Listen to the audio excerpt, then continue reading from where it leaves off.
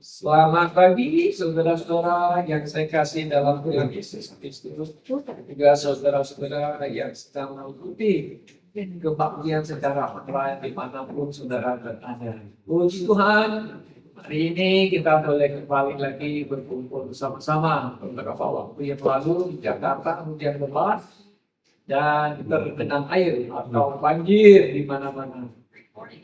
Sehingga banyak jemaat atau saudara-saudara tidak bisa hadir dalam kebaktian. Puji Tuhan, hari ini tadi pagi sudah cerah ya, tidak bisa datang kembali sekutu dan mengadakan kebaktian itu pagi hari ini. Baik, sebelum kita membaca firman dan merenungkan firman Tuhan, mari kita berdoa terlebih dahulu. Pak Surya, pimpin kita dalam doa.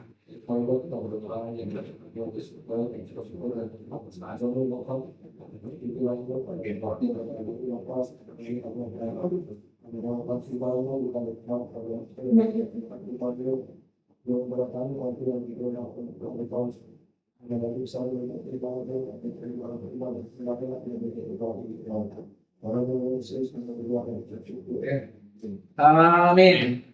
Pagi hari ini saya mau membawakan renungan dari 2 Korintus pasal 5. Nah, mari kita baca 2 Korintus pasal 5 sampai ayat 1 sampai 7 ya.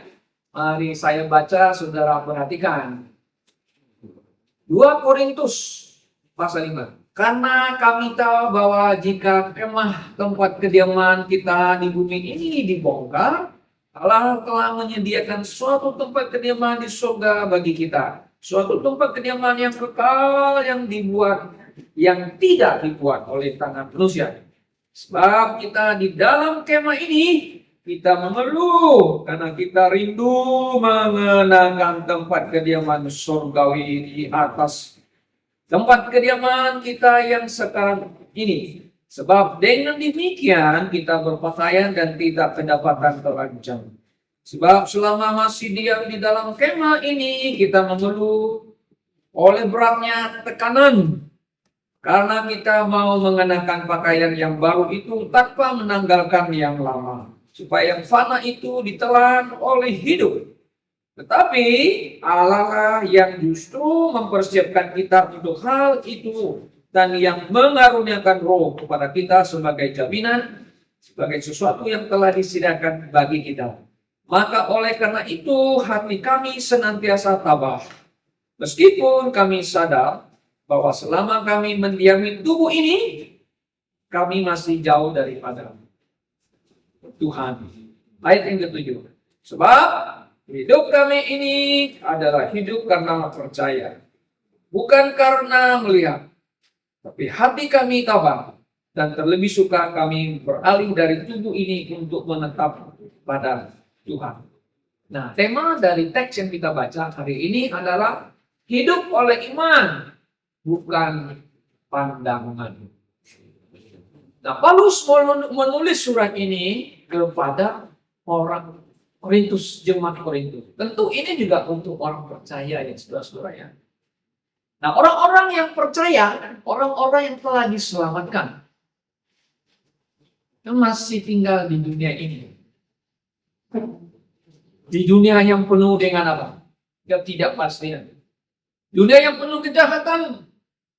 Dunia yang penuh pergolakan.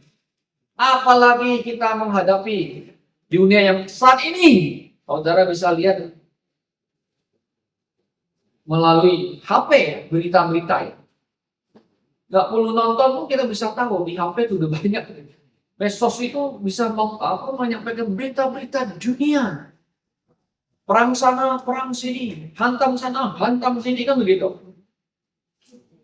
Saudara-saudara, nah, sebagai orang percaya, orang yang telah diselamatkan di dalam anugerah Yesus Kristus, Paulus mengatakan ini, kami tahu apa yang dia tahu.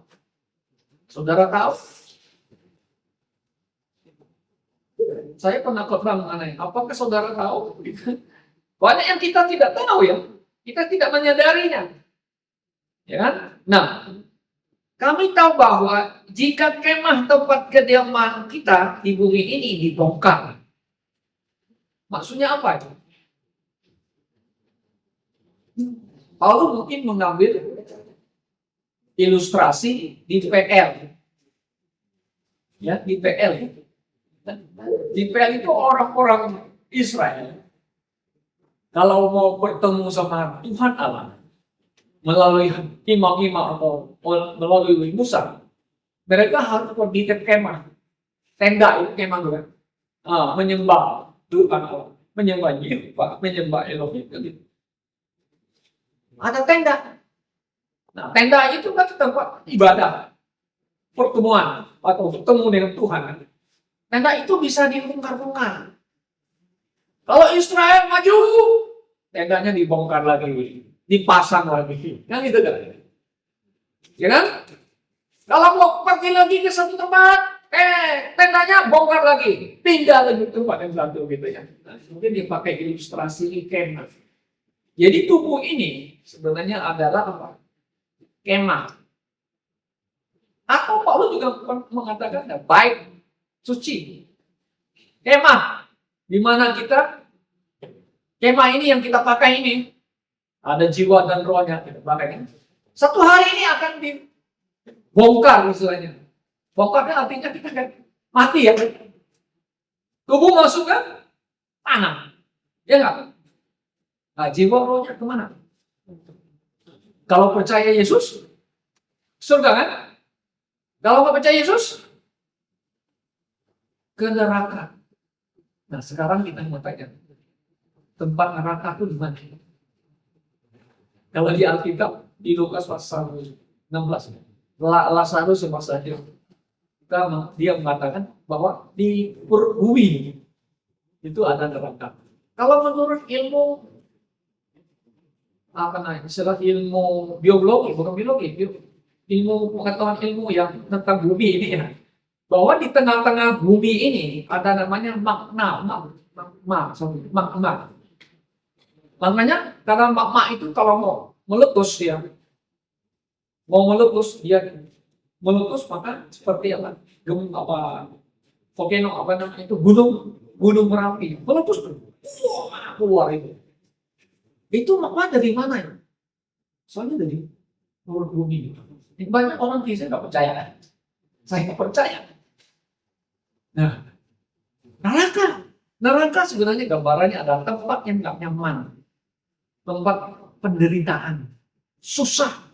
Itu maksudnya. Oke? Nah, jadi kita akan dibongkar misalnya. Itu akan dibongkar dan Tuhan akan kasih kepada kita kediaman atau tubuh yang baru itu. Di mana? Nanti satu hari di mana orang-orang yang percaya kepada Yesus akan bangkit kembali, dikasih tubuh yang baru, yang mulia. Nah, orang-orang yang cinta Tuhan, orang-orang yang percaya kepada Tuhan,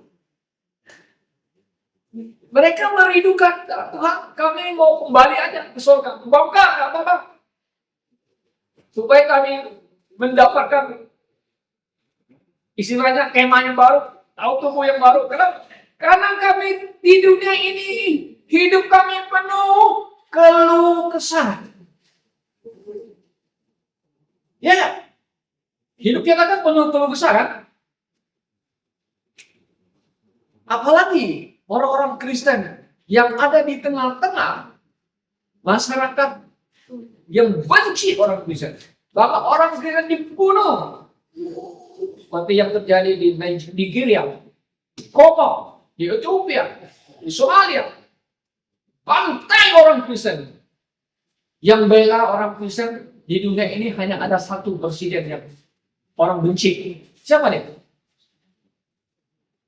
Donald, bukan Donald Bebek. Iya, Donald Trump. Yang lain? Tetapi kalau Israel, ini orang Gaza.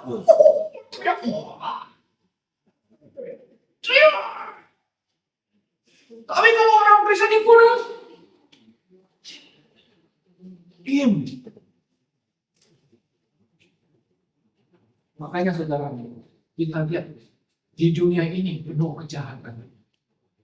Hanya satu presiden yang berani mengatakan, "Yuk, kalau tidak berhenti menyerang orang Kristen, aku hantam kau." Coba, ada nggak negara lain, negara di dunia yang mau begini? Nggak ada. Makanya saya bilang, setidaknya Trump yang sudah mau bela orang Kristen, dia sudah mendapat upah.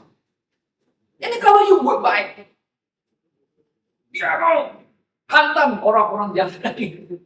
Nah, orang yang sana akhirnya juga takut, ngeri, saudara.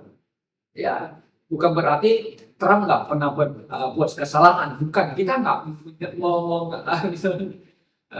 membahas itu ya. Setiap orang berdosa. Tapi Trump bilang, aku percaya Yesus Kristus adalah juru selamatku. Luar biasa. Ada nggak pemimpin di dunia yang ngomong begitu? Ada. Pegang Alkitab, ada. Kecuali Trump, kecuali yang dulu presiden yang bagus. Reagan. Wah, I believe Jesus Christ. Hebat. Mereka banyak pemimpin hebat yang dia diberkati. Maka mereka diberkati Amerika ini. Nah, saudara, ini Paulus ini tahu dan dia mengatakan, hidup kami itu penuh dengan keluh kesah. Apalagi di ayat 4. Ya kan? Mengeluh oleh beratnya tekanan. Orangnya tekanan. Oh Tuhan, kalau gitu lebih baik kami bongkar aja ini kemana, pindah ke surga. Tapi zaman sekarang banyak orang bisa bilang, Tuhan jangan keluar, kan gitu. Saya belum berkarya, ya. Saya belum berkeluarga. Tuhan, saya usaha saya belum maju. Tuhan, sekarang saya sudah kaya. Saya mau kasih uang untuk persembahan kepada Tuhan. Nah, macam-macam ya orang ngomong begitu kan? Dia nggak masalah, tidak masalah. Tetapi di sini saya lihat ya, Paulus dengan jujur mengekspresikan hatinya. Nah, ini hebat. Saudara pernah mengalami tekanan dong? Kalau tekanan terlalu berat, stres. Kalau sudah stres, udah beda lagi kan? Lama-lama stres kan masuk rumah sakit. Ya enggak? Kan tekanan itu kan. Jadi tekanan kita ini banyak. Hidup kita ini tekanannya banyak. Kalau kita orang Kristen, tekanannya dari mana? Kalau kita di keluarga yang belum percaya, tekanannya dari keluarga. Mana? Kemudian di dalam masyarakat, kiri kanan, bukan orang Kristen. Tekanan dari masyarakat. Tekanan dari mana lagi? Tekanan dari gereja.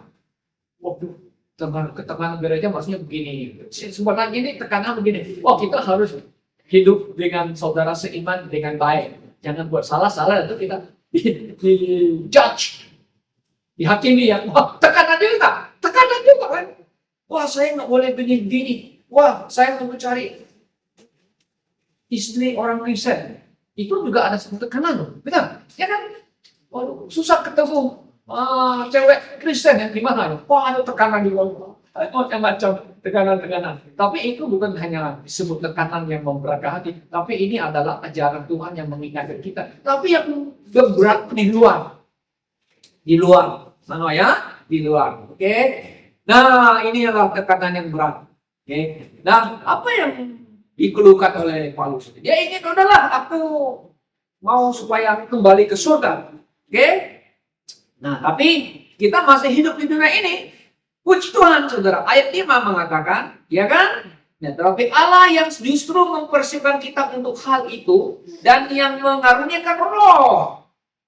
Nah, setiap orang Kristen punya roh. Di mana Roh Kudus? Roh menghibur kita, menguatkan kita yang mengalami tekanan-tekanan, begitu. Ya, Roh Kudus kan? Yang memimpin kita dalam kebenaran. Ada tekanan lagi. Oh, ini ajaran benar kan? Aduh, pusing saya. Kenapa ngomong gitu? Kenapa ini ngomong? Wah, Tekan lagi, tapi Roh Kudus memimpin kita dalam kebenaran. Alkitab firman Tuhan, kan gitu. Terus apa deh? Nah, sebagai jaminan sesuatu yang telah disediakan bagi kita, puji Tuhan. Jaminan apa? Ya, keselamatan kita terjamin. Ya kan? Roh Kudus memimpin kita dan Tuhan menyertai kita, kan? Ya tak? Nah, kalau Tuhan menyertai kita tidak perlu takut, tapi kadang-kadang kita ada merasa takut juga ya. Oke, saudara-saudaraku yang sekasih dalam Tuhan Yesus. Nah, maka itu Paulus mengatakan demikian, ayat 6. Oleh karena itu, hati kami senantiasa tabah. Kita tabah menghadapi keadaannya. Perlu tabah nggak? Kalau orang nggak tabah bisa stres. Nggak usah kita stres banyak. Percuma kita ikut-ikut dunia ini. Lebih baik kita sabar. Kita bersadar kepada Tuhan, kan ya? Meskipun kami sadar bahwa selama kami mendiam tubuh ini, kami masih jauh dari Tuhan. Kita belum kembali ke Tuhan. Kita masih di dunia. Tapi Tuhan ada kan sama kita, kan? Jangan jauh, artinya seolah-olah jauh, artinya pemahaman ini jauh. Aku jauh dari Tuhan, Tuhan jauh dari. Nah, kita belum sampai di sana. Belum, kan? Kapan kita mau ketemu Tuhan? Ya, waktu kalau kita sudah istilahnya your life is number, artinya hidupmu telah diatur ya. Ya, sudah terhitung. Atur, sudah sampai sini hidupmu udah Tuhan ambil kita, kan. Oke. Nah, saudara, ayat 7 itu yang kita mau bahas. Paulus mengatakan gini, sebab hidup kami ini adalah hidup karena percaya. Ya kan? Bukan karena melihat. Kalau kita selalu melihat, you bisa stres. You selalu mendengar, saudara bisa stres. Tapi hidup kami percaya. Walk by faith, not by sight. Kalau kita hidup selalu mana kita kiri kanan, aduh, nggak bisa, aduh, gelombang besar, aduh, angin kencang, aduh, naik gunung susah, kan? Yuk, bagaimana? Lihat keadaan susah, tapi kami berjalan dengan iman. Apa yang ada di depan? Jalan dengan iman, jalan serta Yesus. Apa lagi? Jalan tanpa jalan jalan bersama Yesus. Ya, dapatnya begitu ya. Si Neptanya tahu itu lagu tuh, jalan bersama Yesus. Anak sekolah itu apa? Pujian sekolah minggu deh. Yesus bersama kita. Berjalan bersama Yesus. Saudara yang saya kasih dalam Tuhan Yesus. Paulus ingin supaya jemaat Korintus yang katanya mereka orang-orang yang pintar, orang yang berilmu, mereka yang memiliki filsafat itu. Makanya Paulus mengatakan, jangan kamu hidup menurut hikmat manusia, ajar filsafat manusia. Engkau harus hidup oleh iman, bukan oleh pandangan, opinimu, oleh kepandaianmu. By faith itu artinya by faith in Jesus Christ. We walk, kita berjalan. Jadi begini, orang yang telah percaya, ini kan ditulis untuk orang percaya, orang yang sudah selamat, kan? Ya, yang mengaku, aduh saudara, betul, kita kadang-kadang ada belum ada. Tapi Paulus ingin mengajarkan orang Kristen supaya kita walk by faith. Kita harus hidup oleh iman. Dasar yang pertama, iman kita harus berpusat kepada Allah yang hidup dan benar. Allah yang ditulis di Alkitab, kitab suci kita. Iman kita kepada Dia, kepada Allah yang hidup, itu objek iman kita. Ya, Di mana Allah telah menyatakan dirinya melalui Yesus Kristus. Yang kita percaya dia adalah sang juru selamat kita. Firman Tuhan mengatakan, barang siapa berpaling kepada Allah, itu Allah yang disebut sini Allah yang di Alkitab, oke? Ia harus percaya bahwa Allah ada. Semua orang agama katanya, Allah pencipta langit dan bumi. Oke, nggak apa-apa. Tapi Allah yang mana? Tuhan yang mana? Kan begitu. Oke. Nah, bahwa Allah yang hidup kembali itu, ia memberi upah kepada orang yang sungguh-sungguh mencari dia. Itu Ibrani 11:6. Kenapa? Karena tanpa iman tidak mungkin orang bisa menyenangkan Allah. Setan pun percaya ada Allah. Nah, jadi iman yang bagaimana?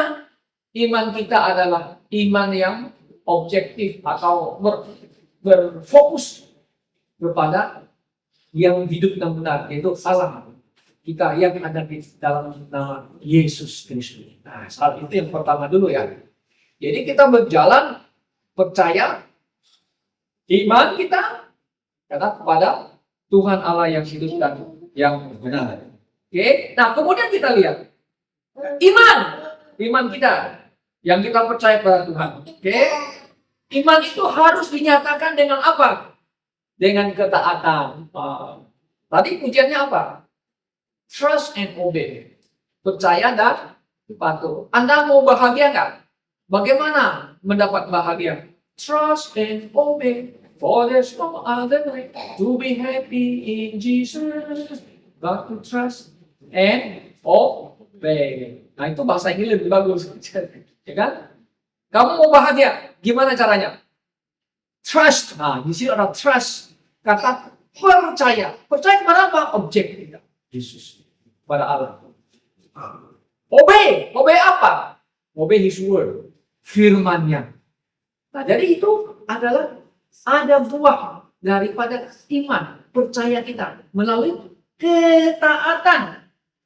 Saudara, kita sangat senang kalau anak-anak kita mau mendengar omongan kita. Ya. Coba kalau anak nggak mau ngomong sama kita. Ya kan? Sudah. Marah gitu kan? Ya, kalau cucu saya ini, yuk marah apa aja dia tidak ngerti. Istilahnya tanda kutip buat kepala. Nggak boleh pergi ke sana yang bahaya. Dia senyum-senyum, dia pergi tempat yang kita bilang no, pergi untuk kepala. Tapi kalau kita bilang ambil itu barang sana, ambil, dia ambil kita, hati kita senang. Kenapa?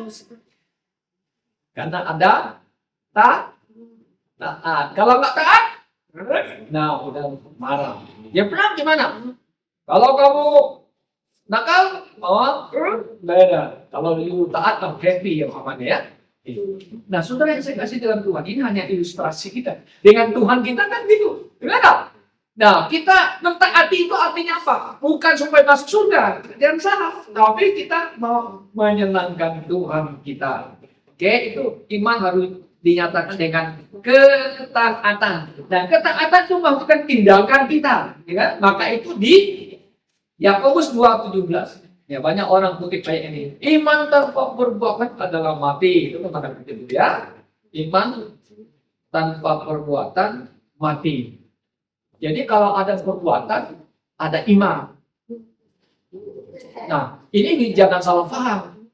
Itu kalau berbuat baik, tanda orang yang punya iman. Orang yang bukan Kristen juga berbuat baik. Ya, banyak orang Kristen ya, orang non-Kristen berbuat baik lebih banyak daripada orang Kristen ya.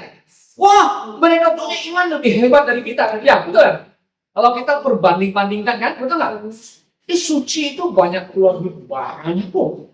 Menolong orang-orang yang susah. Kalah sama kita kalah. Kenapa? Karena kita tidak punya uang. Uangnya kita hanya untuk penginjilan kan. Nah, di mata Tuhan mana yang benar? Mana yang Tuhan berkenan? Tentu yang menyenangkan Tuhan. Ya. Orang mau buat baik nggak masalah. Nggak masalah. Ya kan? Bukan berarti Anda berbuat baik, lalu Tuhan bilang, oke, kamu buat baik, kamu masuk surga. No, nggak ada. Bukan. Bukan karena kamu buat baik, kamu selamat. Bukan karena kita berbuat kebajikan, kita diselamatkan. Tidak. Karena saya percaya Yesus Kristus. Saya diselamatkan. Bukan karena Anda buat baik, bagi-bagi duit.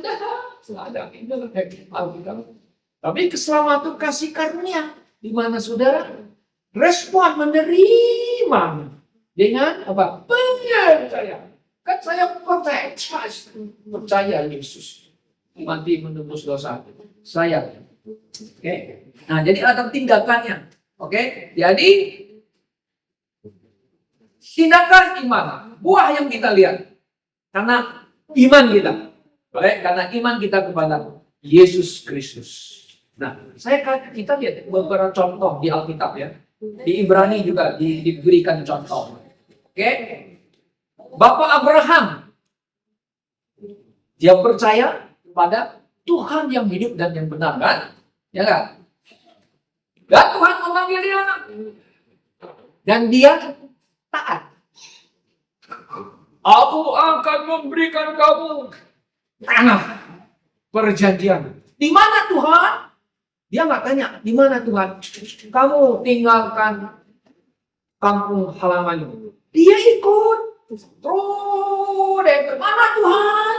Dia nggak tanya, mana Tuhan? Pokoknya ikut. Sampailah dia di tanah perjanjian itu. Nah, di mana kakimu diinjak nanti akan menjadi milikmu. Kan? Dan dikasih kepada anak cucunya. Bapak Abraham kan nggak dapat, belum dapat, betul kan? Tapi dia taat ya. Nah, ini katanya taat. Nah, kemudian Tuhan bilang, you punya anak tunggal yang kau cintai. Bukan Ismail, tapi Ishak. Persembahkan itu kepada persembahkan di gunung itu. Yang gunung Moria dalam Tuhan. Perintah Tuhan ini dia tidak kasih tahu sama nyonyanya. Kalau Bapak Abraham kasih tahu nyonyanya, pasti rumah tangganya ribut deh. Ribut itu pasti. Tapi diam-diam. Dia kasih tahu istrinya yang dia sayang. Saya sama Isa mau sembahyang kepada Tuhan yang hidup yang benar. Dia sudah kasih tahu saya di gunung Moria itu. Oh iya. Pergilah. Bapak Abraham bawa anaknya. Kemudian bawa pembantunya. Nah, anakku, kamu harus bawa kayu api. Bawa kayu api sampai di gunung itu, bos-bosan. Sampai di sana, dia ikat di sana dan dia mempersembahkannya. Hampir itu pisaunya mau sembelih dan Tuhan berteriak, Abraham, jangan engkau menyakiti anak itu. Nah, kenapa? Dia taat. Maka dia taat itu ya, dia dibenarkan. Hebat ya. Ada iman? Tidak ada. Dia punya perbuatan disebut ketaatan itu. Dan Tuhan membenarkan. Nah, sekarang gini. Kita dibenarkan apakah karena iman atau perbuatan? Atau iman dan perbuatan? Kita dibenarkan karena iman kita kepada Yesus Kristus. Karena Yesus itu telah melakukan segala sesuatu untuk kita. Maka kita dibenarkan karena iman kita. Bapak Abraham karena perbuatan. Iman dan dia perbuatan. Nah, kemudian kita lihat lagi. Joshua, kamu harus maju. Memimpin bangsa ini. Bentar itu Joshua. Jangan takut. Jangan kecut. Jangan takut. Jangan kecut berapa kali. Kuatkan hatimu. Teguhkan hatimu. Kalau kamu berhasil, jangan ke kiri. Jangan kanan. Lempeng. Lurus. Taat firman Tuhan yang betul. Jadi Joshua apa? Joshua percaya. Tindakannya apa? Taat. Akhirnya Joshua masuk ke tanah Kanaan dengan Kaleb. Yang 10, aduh Musa, kita tidak bisa menguasai tanah Kanaan. Orang-orangnya gede, besar. Manusianya raksasa, jago berperang, fanatik. Waduh, Musa, kita tidak mungkin bisa. Kita tidak pernah pelatih berperang, gimana melawan orang Kanaan? 10 lawan 2. Yang 2 itu Kaleb sama Joshua. Tidak, kita harus masuk. Tuhan pimpin kita. Kita harus menang. 2 kalah sama 10. Tapi nggak apa-apa. Yang 10 itu menang. Tapi mereka nggak masuk ke tanah Kanaan. Yang masuk ke tanah Kanaan itu Joshua sama Kaleb. Itu ada imannya, ada kemudian. Nah, kemudian saudara, bagaimana iman kita dalam kehidupan kita sehari-hari? Setelah kita percaya kan, kita perlu beriman lagi nggak? Iman kita kan iman kita yang percaya suka kita iman yang menyelamatkan kita. Nah, kita kan udah selamat. Sekarang iman apa itu yang sehari-hari? Ya tentu iman ini adalah kita artinya bersandar, percaya kepada firman-Nya, kepada firman-Nya. Ya, dalam kehidupan kita hari-hari, saudara-saudara. Ini jelas sekali. Ya.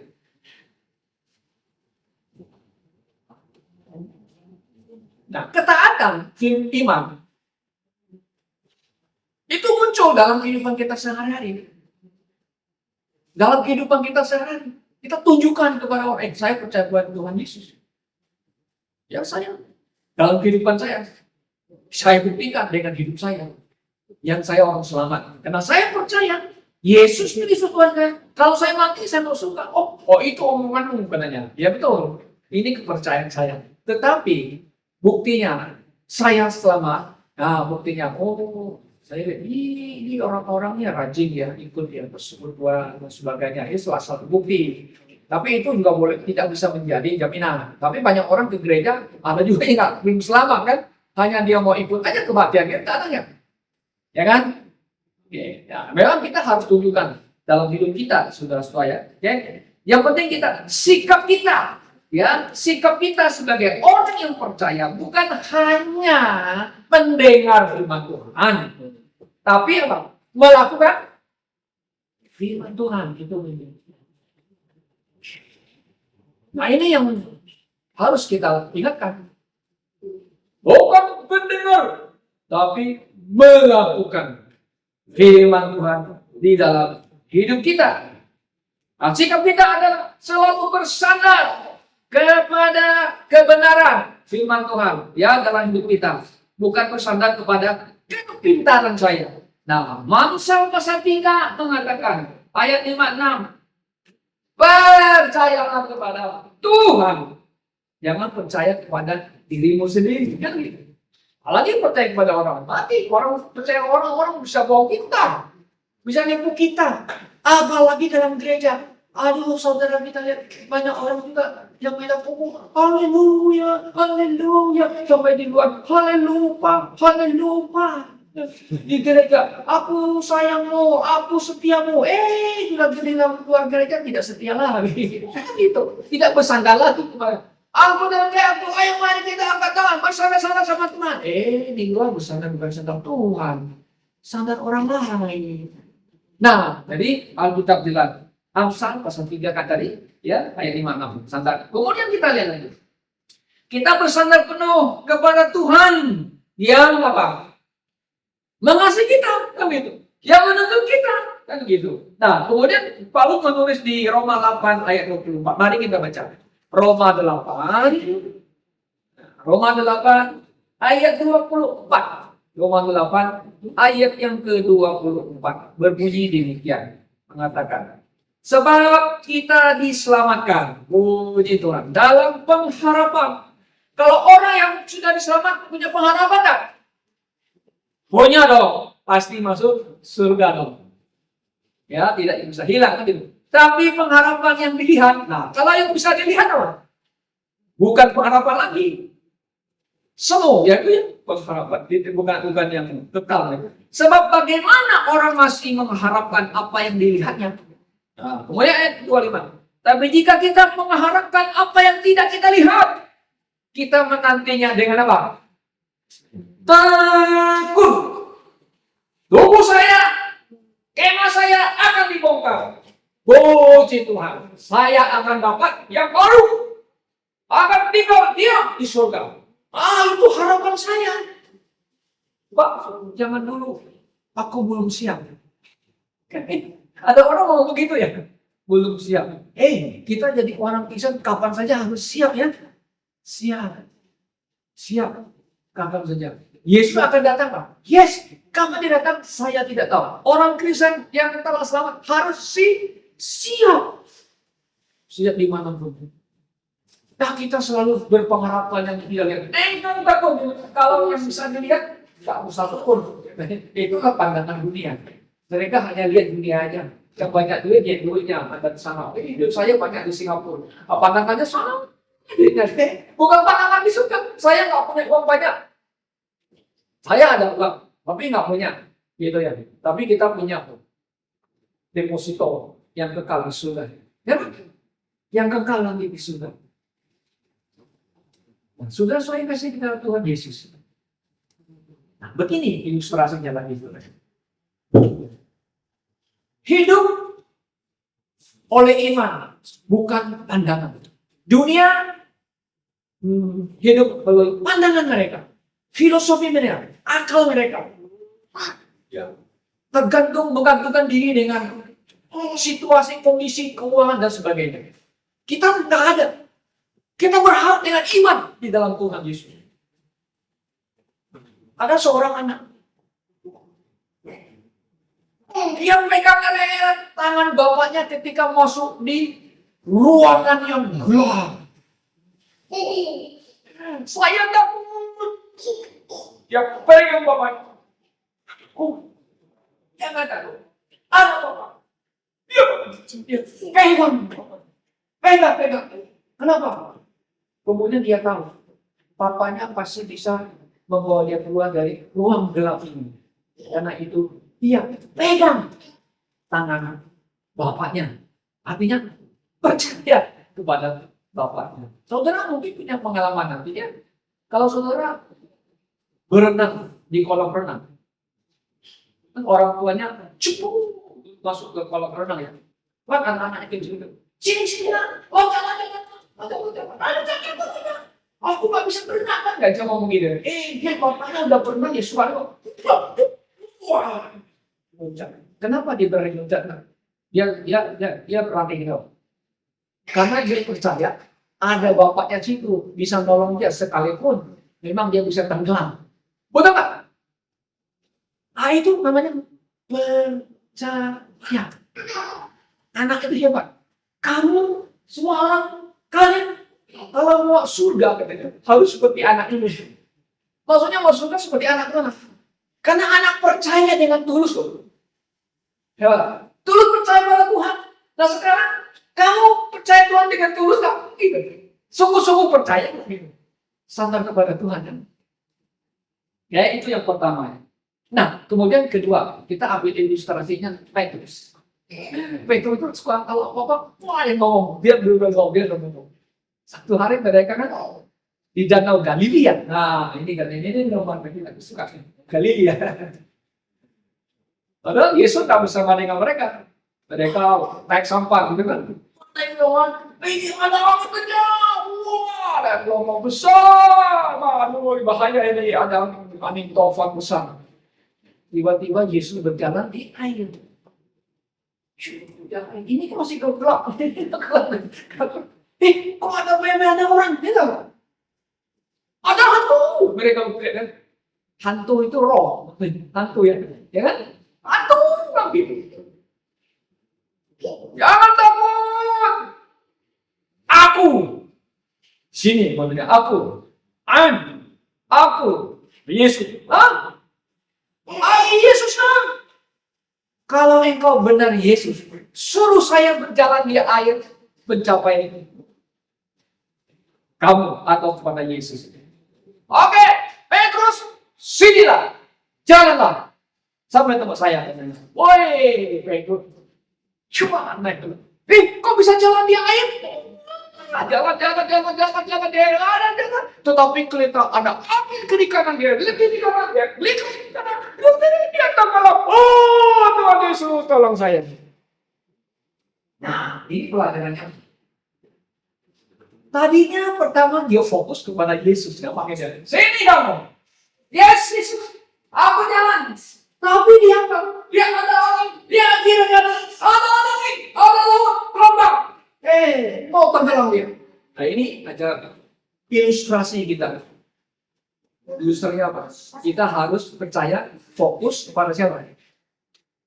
Yesus. Hidup kita fokus kepada Yesus. Jangan fokus kepada dunia ini. Memang kita harus bekerja, kita cari uang. Boleh. Kita harus cari. Tapi hidup kita fokus kepada Yesus. Apa yang kita lakukan, apa yang kita kerjakan, kita mohon Tuhan pimpin saya. Nah, Roh Kudus tuntun saya supaya waktu saya berjalan di dunia ini, saya bekerja, saya berusaha, saya perlu pimpinan Tuhan supaya jangan salah langkah. Kan gitu. Makanya walk by faith, not by sight. Saudara yang saya kasih dalam Tuhan Yesus. Dunia penuh dengan gejolak. Semua orang juga mengeluh hidup susah. Orang Kristen juga ada yang mengeluh. Paulus dengan terus terang mengatakan itu dengan jelas. Ya, di 2 Korintus pasal 5 mengeluh dia. You terus terang. Kami mau pindahnya. Tapi belum waktunya. Belum saatnya. Tuhan masih mau pakai Paulus untuk memberitakan Injil sampai ke Roma, ke Kaisar yang paling tinggi. Dia sudah menjelajah dari yang kecil, pejabat kecil, dari gubernur, bupati, sampai raja, dan kemudian dia sampai ke Kaisar yang paling top, paling tinggi punya. Sebut Kaisar memberitakan Injil Yesus Kristus buat kita. Nah, pelajaran hari ini bagi kita. Mari kita hidup oleh iman. Kita berjalan dalam iman Yesus Kristus, bukan melalui pandangan kepintaran kita. Kiranya Tuhan menolong kita. Mari kita berdoa.